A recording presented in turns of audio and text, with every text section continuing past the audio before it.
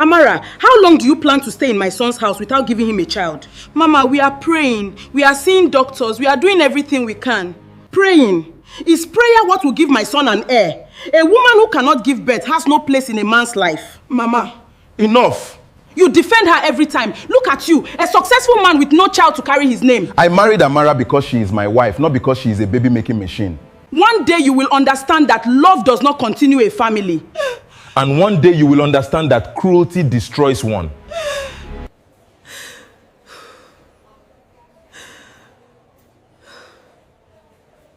I have to do this. You're strong enough. Mrs. David, we have completed all your tests. Doctor, is something wrong with me? Your results are normal. Your reproductive health is fine. Then why haven't I gotten pregnant? Sometimes life does not follow the answers we expect. My mother-in-law looks at me like I destroyed her family. Your value is not determined by pregnancy. Wait. It's about your well-being. We're here for you. Before we begin this emotional story, make sure you subscribe to the channel and turn on notifications so you never miss another powerful drama story like this one. Now, let's begin. That night, everything changed inside David's home. David's mother, Mrs. Ease, walked into the house with a decision already made. She looked at David and said she had found another woman for him. A young woman, beautiful, healthy, a woman she believed could finally give him the child he had always wanted. David was shocked. He couldn't believe his own mother had brought another woman into his home just because his wife, Amara, had not given him a child. Amara stood there with a broken heart. She asked her mother-in-law how she could bring another woman into her own house. But Mrs. Ease had no regret. She said she was not bringing a problem. She was bringing a solution.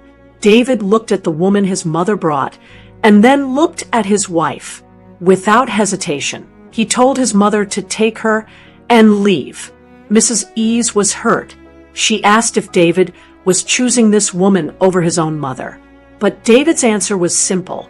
He was not choosing against his mother. He was choosing respect. Years passed, and life took a different turn. The wealth David once had disappeared. The big mansion became a memory. The people who once surrounded him vanished when things became difficult. But one person stayed. Amara. When David looked at his situation, he felt like he had failed the woman he loved. He told her he had failed her. But Amara reminded him that they had not failed. They had only fallen, and together they would rise again. David told her everyone had left, but Amara reminded him of something important. She did not marry him because of his money. She married him because of him. With nothing left, Amara started selling homemade cakes in the market. The same woman who once lived in luxury was now standing under the sun, calling customers to buy from her. Some people recognized her. They wondered how someone who once lived in a mansion ended up selling cakes on the street. But Amara had learned something. Sometimes life takes everything away, so people can discover what truly matters. Slowly, her small business began to grow. One customer became many. A small table became a shop.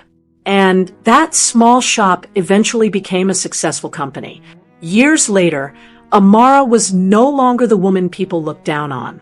She was now a successful businesswoman sitting in her own office. Her assistant walked in and told her investors were waiting. The same woman who was once rejected was now someone people wanted to work with. Her assistant told her that her story was unbelievable. From selling cakes on the street to becoming the owner of a successful company. But Amara knew the truth. She did not become successful because people believed in her. She became successful because she refused to give up. Then, one day, an unexpected visitor arrived. It was Mrs. Ease, the same woman who once rejected her, the same woman who believed she was not enough. Mrs. Ease looked at Amara and called her name. Amara was surprised to see her.